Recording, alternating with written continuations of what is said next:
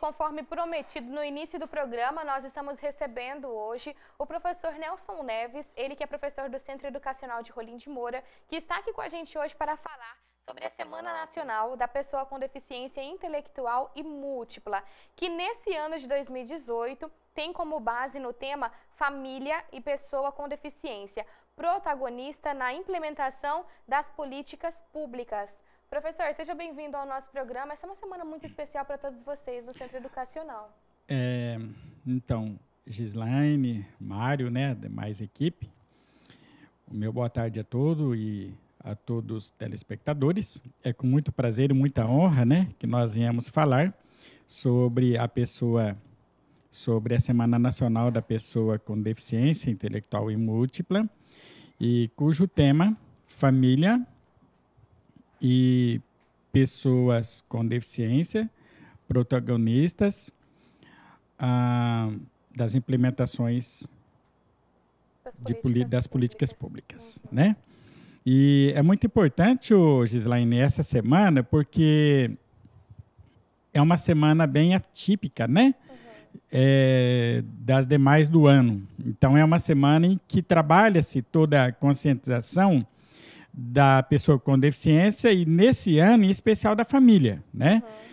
Só para você ter uma ideia, a primeira PAI, né, que foi criada no Brasil, foi criada exatamente com esse protagonismo da pessoa com deficiência. Então, até então, não havia políticas públicas voltadas para as pessoas com deficiência, nada. E essas pessoas ficavam muito à mercê da sorte, né? Certo. E aí, devido a esse protagonismo, né, graças a esse protagonismo das pessoas com deficiência e família, então criou-se a primeira PAI e a partir daí começou-se então buscar caminhos, implementar políticas públicas, educação adequada, educação, ensino inclusivo, né? E claro que houve muitos erros e acertos durante todo esse período, mas com certeza as APAES sempre têm acertado muito mais do que errado, né? E até primeiramente que no início também era toda uma descoberta, era tudo pesquisa, né? E, enfim, mas graças a Deus as APAES hoje têm mais de 350 mil famílias atendidas nas suas mais de 2.178 unidades, né? Então, essas famílias, hoje as APAES, ela busca o que nessa semana? A convidar a família para estar participando dentro das APAES, porque nós temos um grupo muito pequeno de famílias que, na verdade, participam das APAES, né? Quando você pensa assim, mas a família tem o filho lá dentro, certamente, então toda a família participa, isso não é verdade, né? Então, a gente fica muito assim... A família, algumas vezes, fica muito distante da participação da instituição, em que o filho está participando, eu não vou porque eu não tenho tempo, eu não vou porque eu trabalho, eu não vou por isso, a instituição já é responsável, já consegue cumprir com todo o papel, com todas as obrigações, mas isso não é verdade, né? É necessário que se trabalhe com essa família dentro da instituição.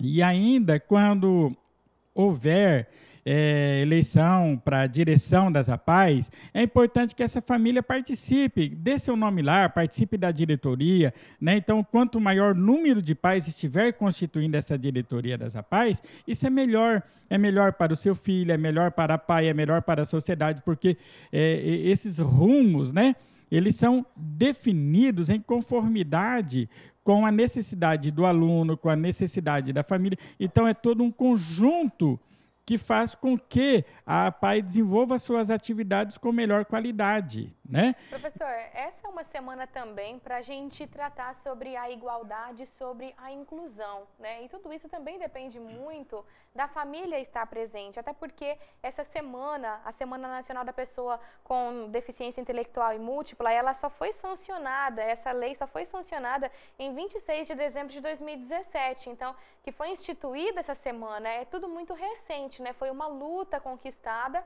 agora no final do ano, em dezembro de 2017, e hoje a gente busca o quê? A igualdade, a inclusão e também falar um pouco mais, uma reflexão para se falar mais sobre esse assunto. Exatamente, Gislaine, nessa inclusão, inclusive dando voz à própria pessoa com deficiência, né? Sim. É por isso que se fala muito do protagonismo, né, da pessoa com deficiência, no aspecto, inclusive dentro do aspecto das políticas públicas. Por quê? As pessoas com deficiência têm que ser ouvidas com a sua própria voz, né? Ou seja, sem estar sendo mediadas por intercessores. Então, é necessário que se conceda às pessoas com deficiência a autonomia, a confiança, né? Porque como que eu vou falar de inclusão de uma pessoa com deficiência, sendo que eu não acredito nele, sendo que eu não permito a autonomia dele, né? Então, é necessário que essa autonomia, ela ocorra tanto dentro das instituições apaianas, dentro da sociedade, e que ocorra em especial também dentro da família. Porque não adianta nós, lá dentro dos muros das APAES, né, estar fazendo todo um trabalho de inclusão, de autonomia, e quando esse menino, né, ele chega na casa dele, a família não dá essa autonomia para ele, não confia nele, né? Até para se vestir, a família, pode deixar que eu faço para você, pode deixar que eu pegue sua roupa, pode deixar que eu pegue a sua comida. Na verdade, não é assim, né? Então, tem que haver essa autonomia, essa confiança, para que haja esse autoestima e para que essa pessoa, ele mesmo confia e consiga ter a sua própria voz, né? E ser ouvido. Isso. Agora, essa inclusão não só dentro de casa, tá? Da pessoa ser mais livre, né? Ter autonomia, mas também no mercado de trabalho. Eu tenho aqui uma pesquisa, talvez possa estar um pouquinho defasada, mas segundo dados do IBGE, do censo de 2010, quase 24% da população brasileira possui algum tipo de deficiência. E o que representa, desses 24%, representa um total de 45 milhões de pessoas. Agora, presta atenção, dessa população, apenas 325 mil estavam empregadas no ano de 2010, o que representa menos de 1% da população. Já de 2014 a 2015, professor, o percentual de emprego para pessoas com deficiência cresceu apenas 0,84%. Então, é um número muito baixo. Se você considerar, né, o número expressivo de pessoas com deficiência, seja leve, moderada, mais profunda, então é realmente muito baixo esse nível de empregabilidade, né? E as APAES, através dos seus gestores do mercado de trabalho, né, vem atuando firmemente nessa frente, tentando melhorar essa inclusão dentro do mercado de trabalho. O Rolim de Moura, inclusive, é um exemplo, né? Recentemente já tem colocado vários alunos aí no mercado de trabalho, inclusive no frigorífico, em outras frentes, né? Mas ainda precisa se avançar muito e com o tempo, Gislaine, infelizmente a gente não se consegue fazer tudo de hoje para amanhã, tem que haver uma conscientização da sociedade, dos gestores públicos, né? Tem que haver uma consciência geral, senão isso não ocorre, ou quando ocorre é de maneira muito lenta, né? Professor, o senhor vai ser a melhor pessoa para me responder sobre a inclusão das pessoas com deficiência na educação, né? Hoje o senhor é professor do centro educacional, mas tem alunos que passam parte do período no centro educacional e a outra parte do período eles vão para a escola. Como que está essa aceitação? Como que está a nossa, digamos que, os nossos representantes, o que eles estão fazendo para incluir na escola essas pessoas, essas crianças com deficiência? Então, Gislaine, hoje é só uma pequena correção. Eu sou professor tanto do Centro Educacional e tanto da Escola Tancredo de Almeida Neves, né? Legal. Do estado na Escola também, Tancredo, sim, eu presto trabalho lá à noite. E também relacionado à área da deficiência visual, produção de materiais digitalizados, suporte acadêmico e por aí se vai, né? A inclusão, Gislaine, ela, na verdade, algumas vezes eu até costumo dizer que, na maioria das vezes, ela encontra em falácias ou no papel, né? E, na prática, ela ocorre, mas não da maneira que nós desejamos que ocorresse. Existe ainda muita resistência dentro da escola, dos professores, na aceitação desses alunos, né? Vemos muito ainda o aluno com deficiência que vai lá para a escola e termina ficando sem atividade, o professor não tem nenhuma proposta para esse aluno, a instituição algumas vezes também não se preocupa muito, né? Só quando cobrado pelo poder público, pelos gestores superiores que tentam se fazer alguma coisa, né? Algumas escolas não, fazem bem o seu papel, cumprem, tentam fazer da melhor maneira possível, né? Mas temos aí alguma grande parte de escola aí que termina deixando muito a desejar, né? Daquilo que seria no mínimo necessário. E a inclusão, ela precisa ser revista algumas questões, eu acho que isso vai ocorrer em breve, precisa fazer algumas análises em relação à inclusão, né, dentro do ensino público da pessoa com deficiência. Será que precisa rever a questão da inclusão? Né? Eu acho que vai precisar rever algumas coisas, sim. De repente, eu tenho criança que para ele termina sendo desconfortável estar lá dentro do ensino inclusivo, né? Dentro da escola, porque até primeiramente ele vai lá para quê? Para se cansar, né? Ele vai ter sofrimentos. E isso não é viável dentro da inclusão. A inclusão é que seja uma coisa prazerosa para esse aluno, né? Como deve ser para todos nós, né? Que estamos em estado normal, né? Intelectual e físico. Sem dúvida. Eu tenho mais uma pesquisa aqui, professor. Eu busquei alguns dados para que as pessoas possam também saber desses números, né? Como está no nosso país. Olha, num universo de 8 milhões de alunos, com deficiência, o censo do INEP de 2015 constatou apenas 62 mil matriculados no ensino médio, tá? O que corresponde a 0,8% na média nacional. Então, é um número muito baixo também. Já na educação superior, na faculdade, universidade, né, são 37,927 matrículas realizadas por essas pessoas, sendo 8,27 milhões de alunos. Ao todo, são 297 acadêmicos, o que representa 47% da média nacional. Então, ainda são números baixos também no ensino superior. É baixo porque eu vou te explicar uma questão. Quem que tem bastante condição de sempre ter acesso, né, mais facilmente ao ensino superior são os deficientes visuais, né? O cadeirante, quando eles têm alguns recursos financeiros para ter boas cadeiras, ter seu próprio veículo. Tem que estar tudo adaptado, porque, né? Rolim de Moura, por exemplo, para um cadeirante, a universidade, você sabe que é um verdadeiro pesadelo, né?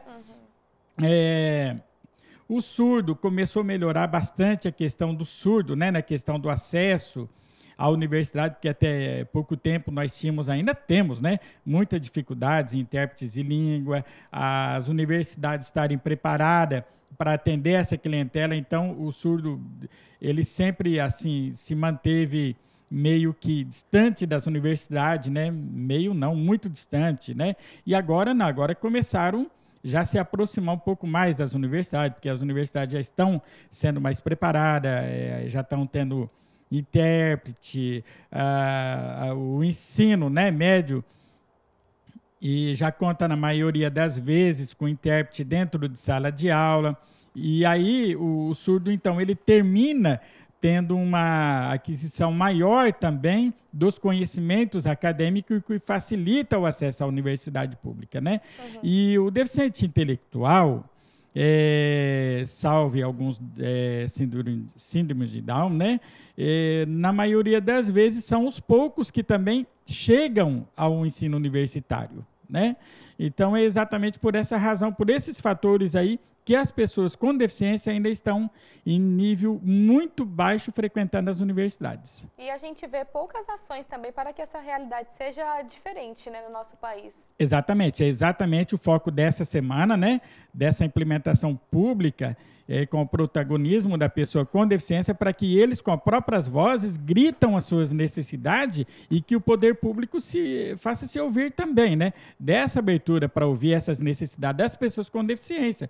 Porque é muito fácil, Gislaine, quem está lá em cima, quem não tem nenhuma deficiência, pensa o que quer sobre o outro. Mas será que é aquilo que o outro realmente está querendo, né? O que eu estou pensando para ele? Não, eu tenho que ouvir a voz de quem necessita. E não simplesmente a minha voz e a minha vontade. Não, acho que ele precisa daquilo lá eu vou fazer aquilo lá para ele e está tudo resolvido. Não é assim que resolve, né? Então, eu tenho que ouvir a necessidade do outro pela voz dele. Ele vai me dizer o que ele precisa e eu, enquanto gestor, eu vou para trabalhar para que essas necessidades sejam atendidas da melhor maneira possível. Sem dúvida. Professor, quais são as atividades que vocês estão realizando ao longo dessa semana ali no Centro Educacional?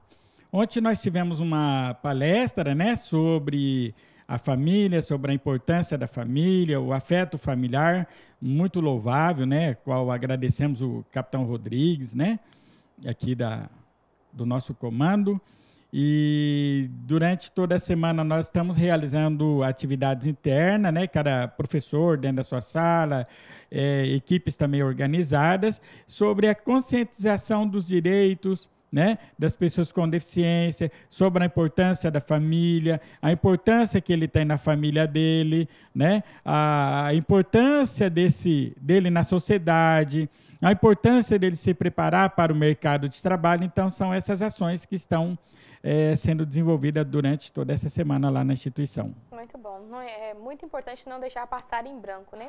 Agora a gente vai mudar de assunto. Vai ter aí no dia 1º de setembro o Arraiá do Centro Educacional. O pessoal já está sentindo falta, porque é um dos mais tradicionais da cidade, o maior da cidade de Rolim de Moura, e que nesse ano foi adiado, mas vai acontecer, né, professor? Pois é, Gislaine, ninguém vai ficar sem o famoso vatapá, ninguém vai ficar esse ano sem a premiação das 2 motos. Falando nisso, né? Você passando por aí no supermercado central, em diversos comércios de Rolim de Moura, não se esqueçam de adquirir as suas cartelas, né? Eu falei lá do mercado porque o SER coloca as professoras, né? Estão lá sempre com a mesinha vendendo cartela, então.